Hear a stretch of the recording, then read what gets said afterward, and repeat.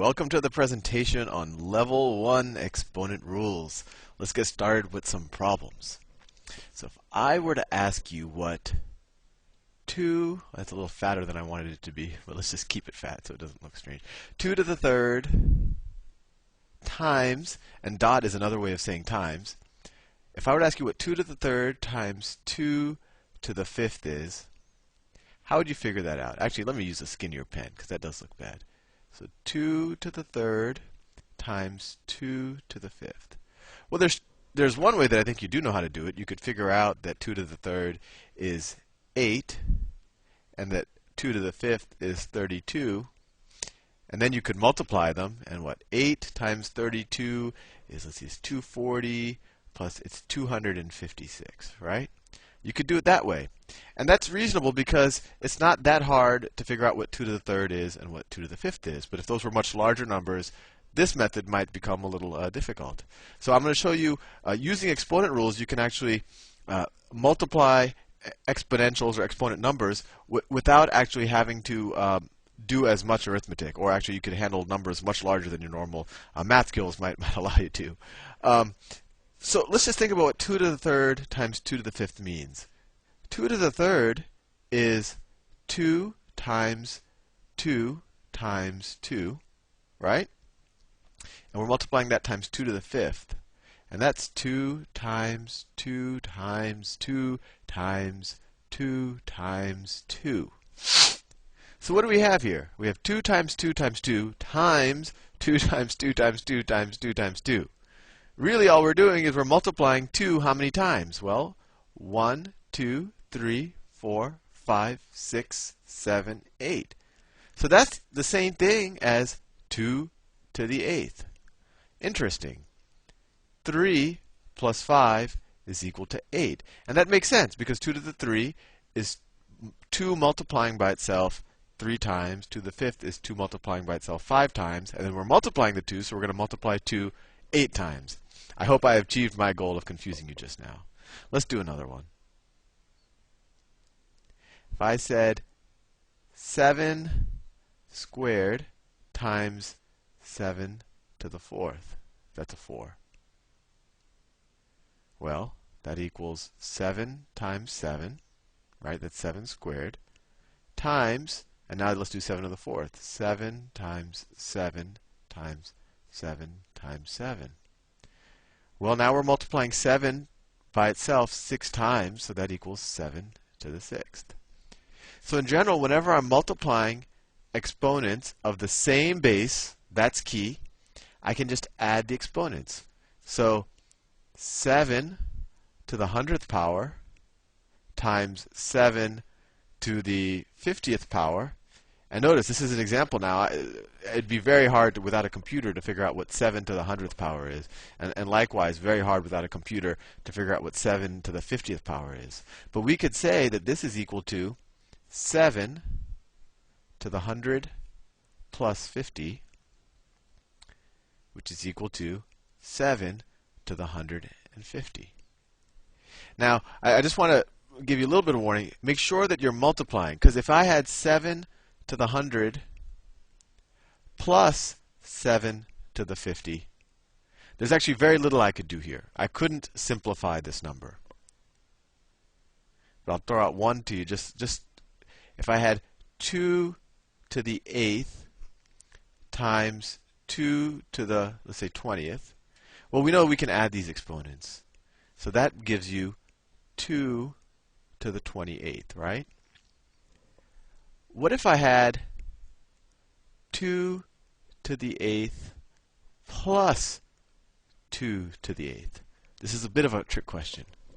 Well, I just said if we're adding, we can't really do anything. We can't really simplify it. But there's a little trick here, is that we actually have 2 to the 8ths, right? There's 2 to the 8 times 1, 2 to the 8 times 2. So this is the same thing as 2 times 2 to the 8th, isn't it? 2 times 2 to the 8th, that's just 2 to the 8th plus itself. And 2 times 2 to the 8th, well, that's the same thing as 2 to the first times 2 to the 8th. And 2 to the first times 2 to the 8th, by the same rule we just did, is equal to 2 to the 9th. So I thought I would just throw that out to you. And it works even with negative exponents.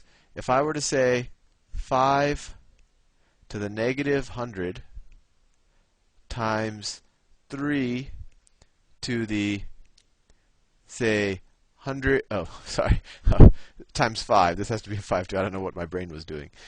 5 to the negative 100 times 5 to the 102, that would equal 5 squared, right? I just take minus 100 plus 102. This is a 5. I'm sorry for that brain malfunction. And of course, that equals 25.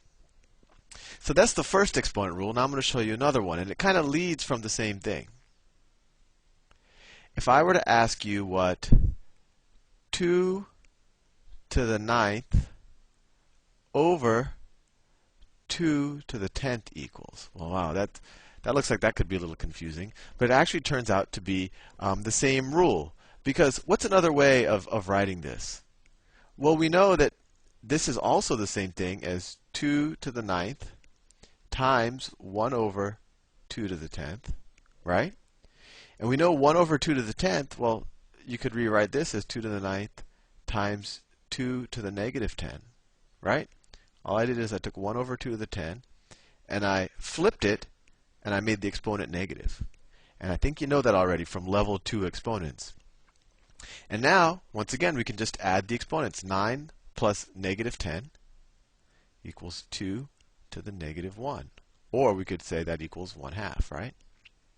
So it's an interesting thing here. Whatever's the bottom exponent, you could put it in the numerator like we did here, but turn it into a negative. So that leads us to the second exponent rule. A simplification is we could just say that this equals 2 to the 9 minus 10, which equals 2 to the negative 1. Let's do another problem like that. If I said 10 to the 200th over 10 to the 50th, well, that just equals 10 to the 200 minus 50, which is 150. Likewise, if I had 7 to the 40th power over 7 to the negative 5th power, this will equal 7 to the 40th minus negative 5. So it equals 7 to the 45th. And I want you to think about that. Does that make sense? Well, we could have rewritten this equation as 7 to the 40th times 7 to the 5th, right? We could have taken this 1 over 7 to the negative 5 and turned it into 7 to the 5th.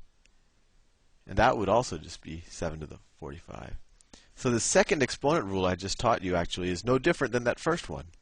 If the exponent is in the denominator, and of course it has to be the same base and you're dividing, you subtract it from the exponent in the numerator. If they're both in the numerator, as in this case, 7 to the 40th times 7 to the 5th, actually there's no numerator, but if they're essentially multiplying by each other, and of course you have to have the same base, then you add the exponents. Now I'm going to add one variation of this, and actually this is the same thing, but it's a little bit of a trick question.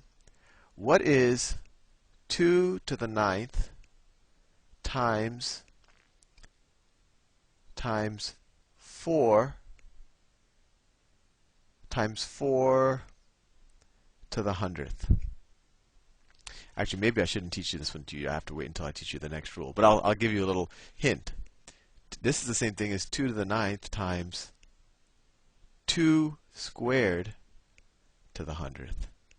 And the rule I'm going to teach you now is that when you have something to an exponent and then that number raised to an exponent, you actually multiply these two exponents. So this would be 2 to the 9th times 2 to the 200th. And by that first rule we learned, this would be 2 to the 209. Now in the next module I'm going to cover this in more detail. I think I might have just confused you. But watch the next video, and then after the next video I think you're going to be ready to do level 1 exponent rules. Have fun!